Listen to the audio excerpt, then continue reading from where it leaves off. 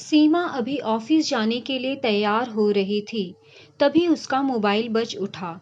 Mobile देखा तो सीमा के पापा का फोन था। सीमा ने फोन उठाया। उधर से घबराती हुई आवाज आई, बेटा, तुम्हारी मम्मी की तबीयत ठीक नहीं, तुम आ जाओ। सीमा भी घबरा गई और वो अपनी सास के पास आई। मम्मी जी, मेरी माँ की तबीयत खराब है। पापा ने अभी अभी फोन किया था। मैं 2-4 दिन के लिए मायके जाना चाहती हूँ। सीमा ने सुबह की चाय देते हुए अपनी सासू माँ कावेरी जी से कहा। साहिल से पूछ लिया? क्या कहा उसने? कावेरी जी ने पूछा। उन्हें अभी नहीं बताया है, वे बाथरूम में हैं। अभी तुरंत फोन आया था। बाथरूम से निकलेंगे तो बता दूंगी, सीमा ने कहा। क्या बताना है मुझे? तभी साहिल बाथरूम से निकलकर माँ की बगल में बैठते हुए बोला, अरे बताना क्या है, वही मायके जाने का बहाना। माँ की तबीयत खराब है। कावेरी जी हाथ हिलाकर बोली, नहीं नहीं, बहाना नहीं है। मम्मी की तबीयत सच में खराब है। पापा ने फोन किया है, सीमा झट से बोली। वो तो हर समय उन लोगों को कुछ न कुछ होता ही रहता है। अब उम्र हो गई, बुढ़ापे का समय है तो कुछ न कुछ तो होगा ही।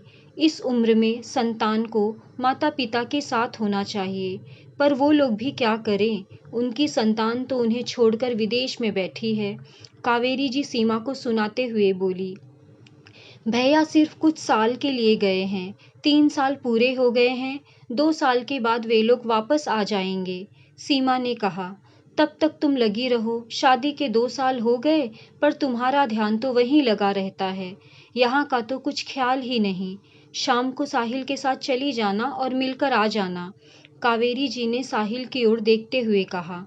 हाँ, यह ठीक है। अभी ऑफिस जाते हैं, शाम को चलेंगे। साहिल ने भी सहमति जताई। लेकिन पापा कुछ घबराए लग रहे थे। मैं अभी जाना चाहती हूँ, हो सकता है मम्मी को हॉस्पिटल ले जाना पड़े, सीमा घबराते हुए बोली। और तुम्हारा ऑफिस? साहिल ने पूछा। मैं अभी 2 दिन की छुट्टी ले लूंगी और फिर आगे देखूंगी क्या करना है। जरूरत होगी तो छुट्टी बढ़ा लूंगी, सीमा बोली। लेकिन यहाँ का क्या?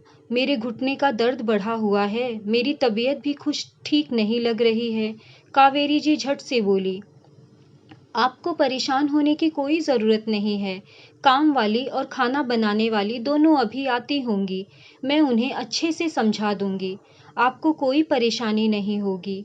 वो लोग सब कुछ अच्छे से संभाल लेंगी और आपका भी ध्यान रखेंगी। आपको कोई काम नहीं करना पड़ेगा।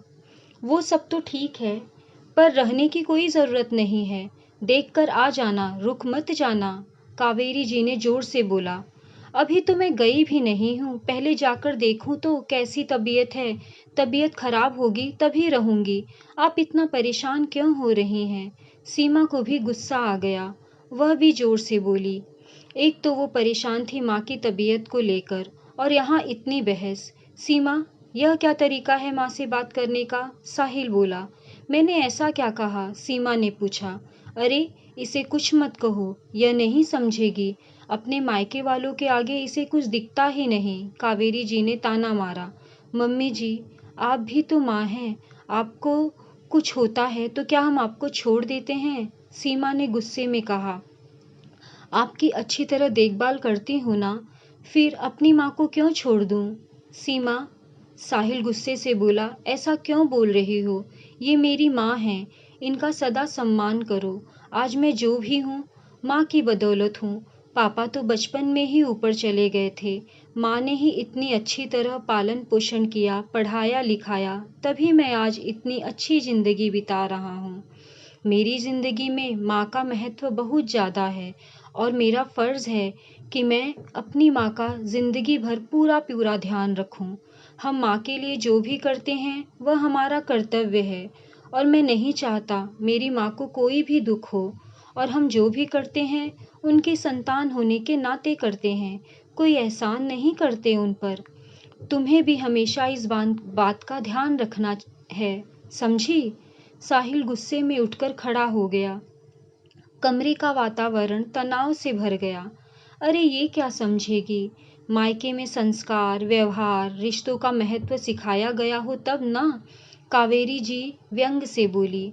नहीं मम्मी जी, मैं सब समझ गई। पहले मैं दुविधा में थी, पर आप लोगों की बातें सुनकर मैं माँ का महत्व और संतान का माता पिता के फर्ज को बहुत अच्छी तरह समझ गई। सीमा एकदम शांत स्वर में बोली, साहिल, मैं माँ के प्रति तुम्हारे विचार जानकर बहुत खुश हूँ, पर जो जो बातें तुमने अपनी माँ के लिए कहा, वो सभी बातें मेरी माँ पर भी लागू होती हैं। मेरी माँ ने भी मेरे लिए वो सब किया है जो तुम्हारी माँ ने तुम्हारे लिए किया है। तुम्हारे मन में माँ के प्रति जो भाव हैं, मेरे मन में भी मेरी माँ के प्रति वही भाव हैं। तुम्हारी माँ मेरी माँ में फर्क क्या है? माँ माँ में भेदभाव क्यों? माँ तो माँ होती है, तुम्हारी हो या मेरी। फिर उनके प्रति फर्ज निभाने में भेदभाव कैसा? सीमा ने एक गहरी सांस ली। कमरे में सन्नाटा छा गया। तीनों चुप हो गए।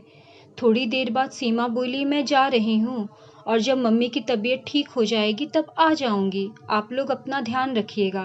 कहते हुए वे कमरे से बाहर जाने लगी। रुको सीमा, मैं भी तुम्हारे साथ चलता हूँ, साहिल ने कहते हुए माँ की ओर देखा। माँ ने भी सिर हिलाकर अपनी स्वीकृति प्रदान की। कमरे का तनाव खत्म हो गया। साहिल सीमा के पीछे पीछे गया और सीमा से माफ़ी मांगी। बोला, सीमा, मैं भूल गया था, मुझे माफ़ कर दो। सीमा ने मुस्कुरा दिया। बोली, साहिल, माँ माँ होती है, क्या मेरी क्या तुम्हारी? साहिल बोला, हाँ तुमने सही कहा। चलो जल्दी चलते हैं, वरना फिर से पापा का फ़ोन आ जाएगा। सीमा मुस्कुरा दी और दोनों एक साथ चले गए। दोस्तों, अगर आपको मेरी ये कहानी पसंद आई हो तो प्लीज़ लाइक और शेयर करें और मेरे चैनल को सब्सक्राइब करना बिल्कुल न भूलें। मैं इसी तरह की कहानियाँ आप लोगों के लिए लाती रहूँगी। देखने के लिए धन्यवाद। मिलते हैं अगले वीडियो में।